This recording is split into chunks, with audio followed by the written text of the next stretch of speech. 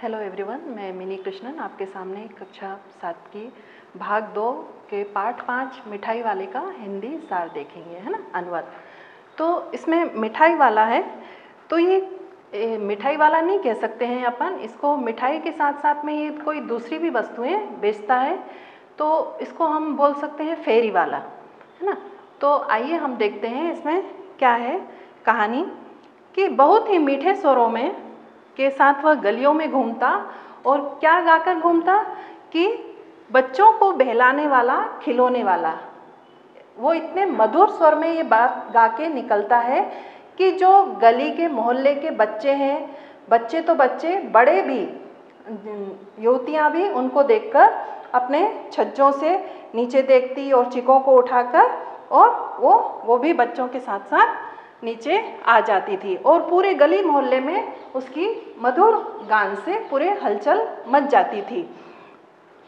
गलियों और उनके अंतर्व्यापी छोटे छोटे उद्यानों में बगीचे में, जो आसपास के बगीचे हैं छोटे छोटे, उनमें जो बच्चे खेला करते थे, उनको वो बच्चे भी उसकी मधुर आवाज़ को सुनकर दौड़े चले आते थे और बच्चों का झुंड उसे घेर लेता।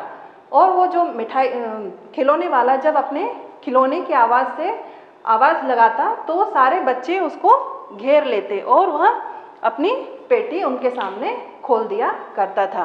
फिर बच्चे खिलौने देखकर इतने खुश होते और उसका मोल भाव पूछते। अब आपने देखा होगा जब छोटे बच्चे रहते हैं तो वो तोतले बोलते हैं थोड़ा, तो वो पूछते हैं इचका दाम क्या है, और इचका। तो खिलौने वाला बच्चों को देखता और उनकी नन्ही नन्ही उंगलियों से पैसे ले लिया करता था और बच्चों की इच्छा अनुसार उन्हें जो खिलौने चाहिए रहते थे वो उन्हें दे दिया करता था। इसके बाद में खिलौने वाला उसी प्रकार गाकर कहता, बच्चों को बहलाने वाला, खिलौने वाला, सागर की हिलोर। अब इसमें आपने देखा होगा भगवती प्रसाद ने इसको सागर की हिलोर क्यों कहा है, क्योंकि आपने देखा होगा जब सागर में जब पानी जाके तट से टकराता है और वापस वो अपने स्थान पर आता है, उसी तरह से जब खिलौने वाला अपने गाना गाकर जब खिलौने बेचने निकलता है तो उसकी मधुर आवाज़ भी सारे सब जगह पे एक मधुर आवाज़ की तरह फैल जाती थी और जिससे प्रभावित होकर सारे गली मोहल्ले के बच्चे तो बच्चे, बड़े भी उसकी ओर खिंचे चले आते थे। तो आगे है, राय विजय बहादुर के बच्चे भी एक दिन खिलौने लेकर घर आए।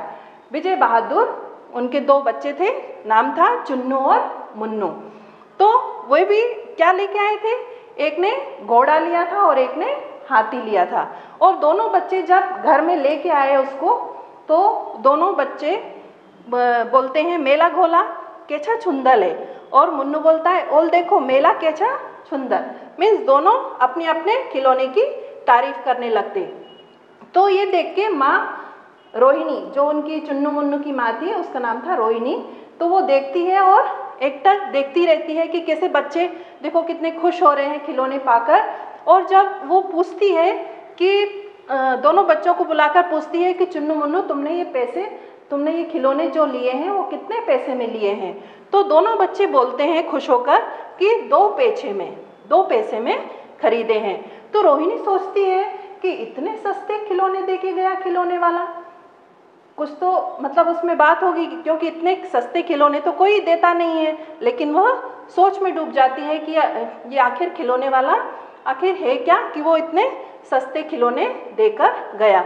एक जरा सी बात मतलब सोच में डूब जाती है और वो अपने काम में लग जाती है। उसके बाद में क्या होता है, 6 महीने बाद फिर नगर में 2-4 दिनों में से एक मुरली वाले की आने की आहट होती है।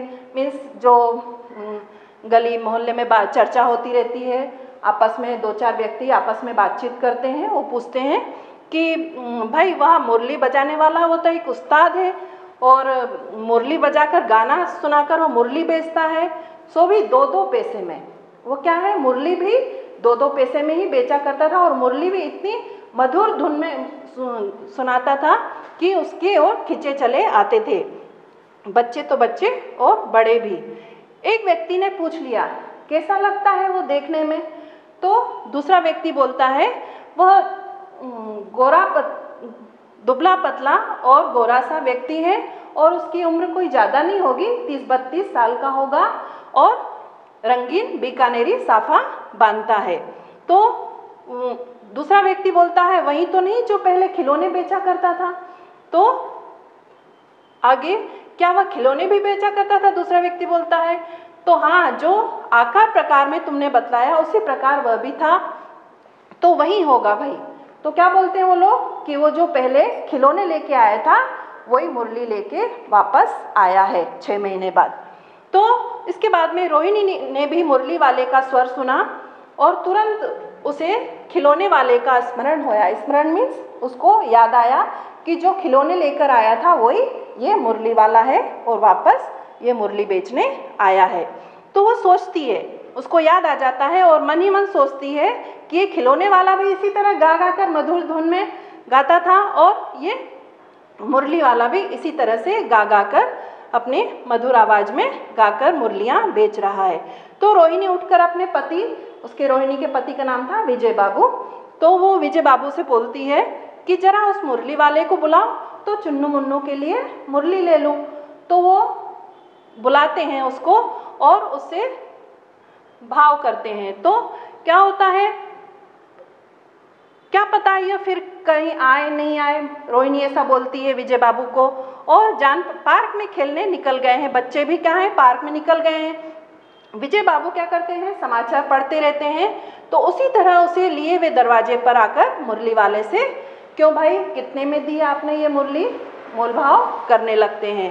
तो क्या होता है, जो बगीचे में छोटे छोटे नन्हे नन्हे बच्चे खेल रहे थे, वो किसी की उसकी आवाज़ सुनकर, मुरली वाले की आवाज़ सुनकर किसी की टोपी रास्ते में ही, क्योंकि वो दौड़ के आ रहे थे उसके पास में मुरली खरीदने के लिए, तो किसी की टोपी रास्ते में ही छूट गई थी और किसी की जूता पैर में से छूट के गिर गया था और किसी का पैजामा ढीली पड़कर लटक गई थी। इस तरह दौड़ते हाँफते बच्चे मुरली वाले के पास पहुँचे और सब एक स्वर में बोल उठे, हम भी लेंगे, हम भी, मतलब इस तोतली आवाज़ में सब बच्चे बोलते हैं हम भी लेंगे और हम भी लेंगे। तो मुरली वाला इतना खुश हो जाता है उनकी बातों को सुनकर बच्चों की, और बोलता है रुको मैं सबको दूंगा और ये एक एक को देंगे, अभी इतनी जल्दी मैं वापस थोड़ी ना चले जाऊंगा, है ना, बेचने तो आया हूँ और बेचकर ही जाऊंगा, पूरी 57 लेके आया हूँ। तो हाँ बाबूजी। तो फिर विजय बाबू का आंसर देता है वो कि आपने क्या पूछा था। तो विजय बाबू ने उसका प्राइस पूछा था कि कितने की दे रहे हो। तो उसने क्या बोला कि वैसे तो 3-3 पैसे की के हिसाब से है, पर आपको 2 पैसे में दूंगा। तो विजय बाबू को ऐसा लगता है कि ये तो जो दुकानदार रहते हैं उनकी तो आदत ही रहती है कि अपन को बहला फुसला कर अपन से मीठी मीठी बातें करना और महंगा अपन को देके चले जाना, लेकिन ऐसा कुछ नहीं था। विजय बाबू भीतर बाहर दोनों रूपों में मुस्कुरा देते हैं और मन ही मन कहते हैं कि एक तरह से वो एहसान कर रहा था जैसे, लेकिन ऐसा कुछ नहीं था। और क्या बोला कि तुम लोगों की झूठ बोलने की भी आदत होती है। लेकिन क्या होता है, मुरली वाला एकदम अप्रतिभ हो उठा, बोला आपको क्या बताऊं बाबूजी कि इनकी असली लागत क्या है। मीन्स जब उसने बाजार से उस वस्तु को खरीदी थी तो उसने कितने रुपए में इसको खरीदी थी ये उसको नहीं बताना चाहता है। तो पर ग्राहक यही समझते हैं कि दुकानदार मुझे लूट रहा है। आप भला काहे को विश्वास करेंगे, लेकिन सच पूछिए तो बाबूजी असली दाम तो 2 ही पैसा है। इसके बाद में क्या होता है कि आप कहीं से 2 पैसे में ये मुरली नहीं पा सकते। अगर आप दूसरी जगह से कहीं से भी अगर लेने जाएंगे तो आपको 2 पैसे में ये मुरली नहीं मिलेगी। तो इसके बाद में वो क्या बोलता है कि मैंने पूरी 1000 बनवाई थी, जब जाके मुझे ये 2 पैसे में पड़ी और मैं आपको भी 2 पैसे में ही बेच रहा हूँ। इसके बाद में विजय बाबू बोले अच्छा मुझे ज़्यादा वक्त नहीं, जल्दी से 2 से दे दो। इसके बाद में 2 मुरलियाँ लेकर विजय बाबू फिर मकान के भीतर पहुँच गया और क्या करता है, देर तक उन बच्चों के झुंड में वो मुरली वाला मुरली बेचता है और जिसको भी जिस कलर की चाहिए रहती है उस रंग की वो मुरली बेचकर वो चला जाता है। तो ये बड़ी अच्छी मुरली है, तुम यही ले लो बाबू राजा, तुम वो बच्चों को बताता है कि किस तरह से माँ अगर पैसे नहीं दे रही है तो उससे किस तरह से मांगना है, और कोई बच्चा पैसे लेके आया तो उसको कितने प्यार से देता है, ये सब इसमें बताया गया है। और जो रंग उसको पसंद है उसी रंग की वो देता है। और कोई बच्चा पैसा नहीं लेके आता है तो वो बोलता है कि तुमने अम्मा से मतलब माँ से ठीक से नहीं मांगा है, तुम धोती पकड़कर पैरों में, धोती मीन्स होता है साड़ी को, पैरों में लिपट कर अम्मा से पैसे मांगना, वो तुम्हें दे देंगी, तो फिर जाओ और पैसे लेकर आओ। फिर क्या होता है, अच्छा अब तो किसी ने नहीं लेना, सब ले चुके हैं, तुम्हारी माँ के पास पैसे नहीं है। जैसे कई बच्चे पैसे नहीं लेके आते हैं तो वो उनको फ्री में भी दे के जाता है, और उसके बाद में वह आगे बढ़ के इस तरह मुरली वाला फिर आगे बढ़ जाता है। फिर इसके बाद क्या होता है, आज अपने मकान में बैठी हुई रोहिणी मुरली वाले के बारे में सोच रही थी कि आखिरकार ये वह कौन व्यक्ति है कि जो इतने कम दामों में इतने सस्ते एक खिलौने भी बेच के गया, मुरली भी बेच के गया, और बच्चों से भी इतने प्यार से बात करता है। तो आज तक उसने ऐसा कोई फेरी वाला नहीं देखा था, लेकिन कोई भला आदमी ही उसको जान पड़ता है, और जो बेचारा इस तरह मारा मारा फिरता है। रोहिणी क्या सोचती है कि वो पैसे के लिए ये सब कर रहा है, लेकिन ऐसा नहीं था। इसी समय मुरली वाले का क्षीण स्वर दूर निकट गली से सुनाई पड़ने लगा, मीन्स वह कहीं दूसरी जगह चला गया था दूर। रोहिणी इसे सुनकर मन ही मन कहने लगी, और स्वर कैसा मीठा है इसका। बहुत दिनों तक रोहिणी को मुरली वाले का वह मीठा स्वर, उसकी बच्चों के प्रति वह स्नेह सिक्त, मीन्स जब चुन्नू मुन्नू जब उससे लेने जाते हैं तो इतने प्यार से उससे बातें करता है वो, तो ये सब उसको मन ही मन वो सोचने लगती है। महीने के महीने आए और चले गए, मीन्स कई महीने बीत चुके थे और फिर मुरली वाला ना आया।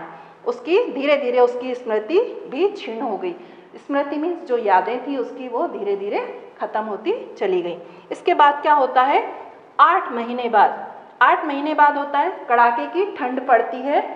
तो क्या होता है, रोहिणी स्नान करके मीन्स नहा के अपने छत पर बाल सुखा रही थी, तो देखती है कि नीचे गली में सुनाई पड़ता है बच्चों को बहलाने वाला मिठाई वाला। तो वो वही स्वर उसको सुनाई देता है जो पहले खिलौने और मुरली वाले की आवाज़ के जैसे ही उसको स्वर सुनाई देता है। तो मिठाई वाले का स्वर उसके लिए परिचित था। झट से रोहिणी नीचे उतर आई। अब उसने उसकी आवाज़ पहचान ली रोहिणी ने, और नीचे तुरंत उतर आई। और क्या बोलती है, उसके पति, उस समय उसके पति मकान में नहीं थे, मीन्स विजय बाबू घर पर नहीं थे। उनकी वृद्धा दादी मीन्स बूढ़ी दादी घर पर थी। तो उनने रोहिणी ने दादी को बोला कि दादी, चुन्नू मुन्नू के लिए मिठाई लेनी है, जरा कमरे में आप चलकर उनको ठहराओ या रुकवाओ, मैं उधर कैसे जाऊं, कोई आता ना हो, जरा हटकर मैं चिक के ओट में बैठी रहूँगी। चिक क्या होता है, पहले के ज़माने में लेडीज़ों को किसी भी मर्द से बात करने की इजाज़त नहीं थी। तो एक तरह का चिक मीन्स होता है एक तरह का पर्दा जो कि चटाई से बना होता है, और उसके पीछे से ही औरतें किसी भी पुरुष से बात कर सकती थी। तो वो भी उसी तरह से बात करती है मिठाई वाले से। तो दादी उठकर कमरे में आकर बोली, ए मिठाई वाले इधर आना। मिठाई वाला पास में आ गया, और कितनी मिठाई दूँ माँ, ये नई तरह की मिठाइयाँ हैं, रंग बिरंगी, कुछ खट्टी और कुछ कैसी है, मीठी है, बड़ी जायकेदार है, देर तक मुंह में टिकती है, जल्दी नहीं घुलती है, इसकी विशेषता है। ये सब विशेषता बता रहा है उसकी, और बच्चे बड़े चाव से चूसते हैं। इन गुणों के सिवा ये एक और बता रहा है कि खांसी भी दूर करती है। चपटी गोल पहलदार गोलियां पैसे की कैसे देता है, 16 देता है। इसके बाद दादी बोली 16 तो बहुत कम है, वो मोलभाव करती है, भला 25 तो देते। तो मिठाई वाला क्या बोलता है कि नहीं दादी, इतनी नहीं दे सकता हूँ मैं, तुम्हें क्या खैर मैं अधिक ना दे सकूँगा। इसके बाद रोहिणी दादी के पास ही थी, बोली दादी फिर भी काफ़ी सस्ता दे रहा है, आप ले लो। मिठाइयाँ वाला मिठाई गिनने लगा, 2-4 की दे दो, मीन्स 4 पैसे की दे दो। अच्छा 25 नहीं सही 20 ही दे दो। अरे हाँ। तो बूढ़ी माँ क्या बोलती है, मोल भाव मुझे ज़्यादा करना नहीं आता है, क्योंकि वो बूढ़ी हो गई थी तो इसलिए वो मोल भाव उनको ज़्यादा समझ में नहीं आता था। तो रोहिणी ने दादी से कहा, दादी इससे पूछो तुम इस शहर में और भी कभी आए हो। अब रोहिणी को तो मालूम था कि ये पहले भी खिलौने और मुरली बेचने आया था, तो रोहिणी समझ जाती है कि ये वही व्यक्ति है जो पहले आ चुका है अपने मोहल्ले में। तो वो दादी से बोलती है कि आप उससे पूछो कि ये पहले भी आ चुका था। तो वो बोलती है यहाँ के निवासी तो तुम नहीं हो। दादी ने इस कथन को दोहराने की चेष्टा की। मिठाई वाले ने उत्तर दिया, पहली बार नहीं आया और भी कई बार आ चुका हूँ, मीन्स इसके पहले भी मैं आ चुका हूँ, ऐसा वो दादी को जवाब देता है। तो रोहिणी क्या करती है, रोहिणी चिक की आड़ से ही से बोली, पहले यही मिठाई बेचते हुए आए थे। मीन्स पहले वो सबसे पहले क्या लेके आए थे, मुरली खिलौने लेके आए थे, उसके बाद मुरली लेके आए थे, उसके बाद में मिठाई लेके आए थे। तो मिठाई वाला हर्ष, संशय और विस्मय आदि भावों से में डूबकर क्या बोलता है कि उससे भी पहले खिलौने लेकर आया था। रोहिणी का अनुमान सही निकला, जो वो सोच रही थी उसके बारे में वो सही था। तो वो क्या बोलती है, वह पूछने पर कुछ बातें अस्थिर हो उठी। मीन्स कहना चाहिए कि जे अपन जो किसी की दुख भरी कहानी है वो अपनी सुनाना चाहता है तो वो एकदम से अस्थिर हो जाती है और वो बोली, इन व्यवसायों में भला तुम्हें क्या मिलता होगा, जब गली मोहल्ले में इतनी मेहनत से तुम घूमते हो गा गा कर मधुर आवाज में, तो तुम्हें क्या मिलता होगा। रोहिणी पूछती, तो वो बोलता है, मिलता भला क्या है, यही खाने भर को मिल जाता है और कभी नहीं भी मिलता है, पर हाँ संतोष, धीरज और कभी कभी असीम सुख। संतोष, धीरज और असीम सुख ऐसा क्यों बोला है, क्यों, क्योंकि ये वस्तुओं को विशेषकर छोटे बच्चे ही खरीदने उसके पास आते थे। तो वो इन बच्चों की झलक, अपने बच्चों की झलक इन बच्चों में देखता था, इसलिए उसको संतोष, धीरज और असीम सुख की प्राप्ति होती थी। तो वो क्या बोलता है, अब व्यर्थ उन बातों की क्यों चर्चा करूं। रोहिणी चाहती थी कि वो अपने बारे में कुछ बताए कि आखिर इतने सस्ते बेचता है खिलौने, मुरली और मिठाई इतने सस्ते दे के जा रहा है, तो आखिर इसके पीछे कुछ इसकी कहानी होगी, तो वो जानना चाहती है। तो वो क्या बोलती है, अब व्यर्थ उन बातों की चर्चा क्यों करूं, उन्हें आप जाने ही दें, उन बातों को आप सुनोगे तो आपको भी दुख होगा सुनकर। तो जब इतना बताया है, वो क्या बोलती है रोहिणी कि जब इतना अपने बारे में बताया आपने, तो तब और भी बता दो, मैं बहुत उत्सुक हूँ सुनने के लिए, तुम्हारा हर्जा ना होगा, मिठाई में और भी ले लूँगी, हर्जा में किसी तरह का तुम्हारा नुकसान नहीं होने दूंगी, अगर मैं चाहूँ तो मैं तुमसे और भी खरीद लूँगी, लेकिन तुम अपनी जो भी मन में है आप तुम उसको मुझे बताओ। तो अतिशय गंभीरता के साथ मिठाई वाले ने कहा, मैं भी क्या बताता है वो कि वो भी एक नगर का प्रतिष्ठित व्यक्ति था, उसके पास में गाड़ी, बंगला, नौकर चाकर सब कुछ था, 2 बच्चे थे और बहुत ही सुंदर सी पत्नी थी। लेकिन क्या होता है, एक हादसा होता है उसके परिवार के साथ में, तो जिसमें उसके दोनों बच्चे और उसकी पत्नी की मृत्यु हो जाती है। तो वो क्या करता है कि ये जो सामान उसने मिठाई, खिलौने और मुरली लेके आया है, तो विशेषकर ये छोटे बच्चे इसको खरीदेंगे, तो इसके लिए ये इस व्यवसाय को इसने अपनाया था और वो नगर में घूमकर गली में, मोहल्ले में बच्चों को, अपने बच्चों की तलाश पाने, खोज के लिए वह निकला था और ये व्यवसाय करने लगा था। तो वो अपनी व्यथा पूरी सुनाता है। तो इतने में रोहिणी के 2 छोटे बच्चे हैं, चुन्नू मुन्नू, दौड़कर चले आते हैं और वो रोहिणी से लिपट जाते हैं और क्या बोलते हैं, मिठाई मांगते हैं। तो वो मिठाई वाला 2 पुड़ियाँ बनाकर और चुन्नू मुन्नू दोनों को एक एक पुड़िया दे देता है और क्या बोलता है कि वो अपनी पेटी उठाकर जाने लगता है, लेकिन दादी बोलती है नहीं, अपने पैसे लेके जाओ, लेकिन वह पैसे लेने से इनकार कर देता है। क्यों इनकार कर देता है, क्योंकि वह अपने बच्चों की झलक उन बच्चों में देखता है। तो बच्चों, इस कहानी से हमको ये शिक्षा मिलती है कि हमें ये नहीं सोचना चाहिए कि हमारे गली मोहल्ले में जो फेरी वाले आते हैं तो क्या ये सिर्फ पैसे कमाने के उद्देश्य से ही आते हैं, नहीं, इनके पीछे या तो इनका कोई, इनकी अपन को भावनाओं को समझना चाहिए, या कोई ज़रूरी नहीं है कि सभी लोग पैसे के उद्देश्य, पैसे कमाने के उद्देश्य से ही अपने गली मोहल्ले में आए हैं, इनके पीछे और भी कहानी हो सकती है। आइए हम इसके प्रश्नोत्तर देखते हैं। फर्स्ट है, मिठाई वाला अलग अलग चीज़ें क्यों बेचता था और वो महीनों बाद क्यों आता था। अब आपने देखा है, अगर हम एक ही जैसी चीज़ें रोज़ आकर गली में मोहल्ले में बेचेंगे तो कोई लेना पसंद करेगा, नहीं लेना पसंद करेगा, है ना। तो इसलिए वह अलग अलग वस्तुएं लेकर आता था और महीनों बाद आता था, ताकि उसको लोग बाग याद रखें और उससे उस वस्तु को खरीदें। इसके बाद में है, मिठाई वाले में वे कौन से गुण थे जिनकी वजह से बच्चे तो बच्चे बड़े भी उसकी ओर खींचे चले आते थे। मिठाई वाले में बहुत सारे गुण थे। एक तो उसका मधुर आवाज़ में गाकर अपने सामान को बेचना, और बच्चों से इतने प्यार से बात करना, बड़ों से भी, है ना। तो ये सब बातें वो उसमें अच्छाई थी। और इसके बाद में उसकी मधुर आवाज़ को सुनकर बच्चे तो बच्चे बड़े भी उसकी ओर खींचे चले आते थे। इसके बाद में विजय बाबू एक ग्राहक थे और मुरली वाला एक विक्रेता। दोनों अपने अपने पक्ष के समर्थन में क्या तर्क पेश करते हैं।